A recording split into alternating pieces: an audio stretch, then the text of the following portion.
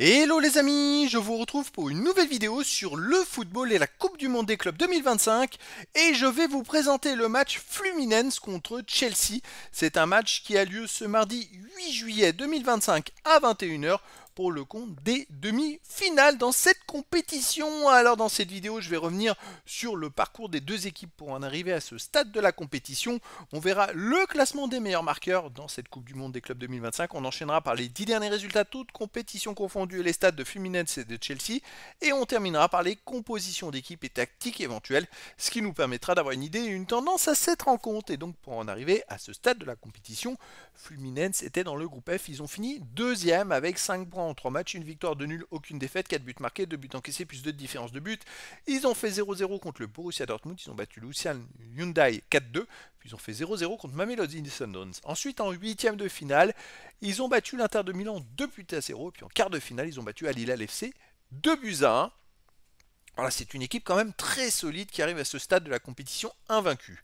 Chelsea de son côté était deuxième dans le groupe D avec 6 points en 3 matchs, 2 victoires mais une défaite, 6 buts marqués, 3 buts encaissés plus 3 de différence de but. Ils ont commencé par une victoire contre les Los Angeles FC 2-0, puis ils avaient perdu 3-1 contre Flamengo, une équipe brésilienne, autre équipe brésilienne. Donc voilà, ils sont pas infaillibles. Ensuite ils ont battu l'Espérance Tunis 3-0, en huitième de finale ils ont battu Benfica 4-1 et enfin ils ont battu Palmeiras 2-1 en quart de finale. Donc voilà, Chelsea n'est pas infaillible non plus.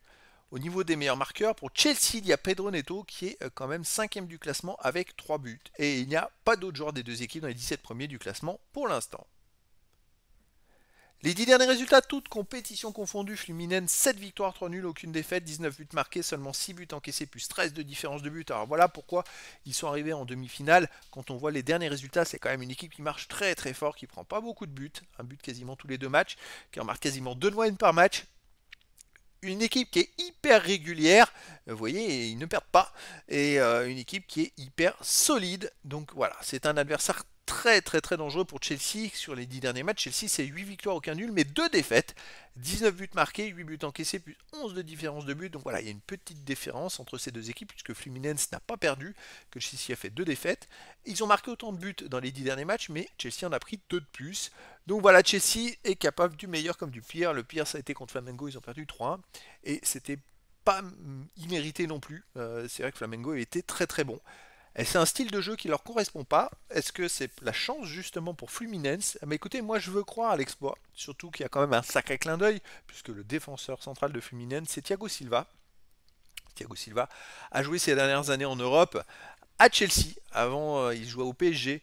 Et donc là, il a 40 ans. C'est quand même incroyable ce qui lui arrive. Et donc, je veux bien croire à l'exploit. Et une victoire de Fluminense 2 buts 1 ou 3-2 face à Chelsea. Mais après, dans le foot, tout est possible. Au niveau des compositions d'équipe et tactique pour Fluminense, on aurait du 3-5-2 avec gardien Fabio, joueur de champ Ignacio, Thiago Silva, René, Xavier, Hercules, Bernal, Gustavo, Fuentes, Arias et Cano.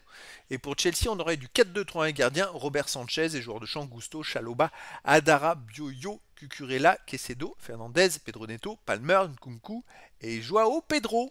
Donc voilà les amis, le décor est planté entre ces deux équipes et donc je vous donne rendez-vous ce mardi 8 juillet 2025 à 21 h pour le match de football de demi-finale de la Coupe du Monde des clubs 2025. Fluminense joue contre Chelsea. Voilà les amis, je vous dis à très bientôt pour une nouvelle vidéo.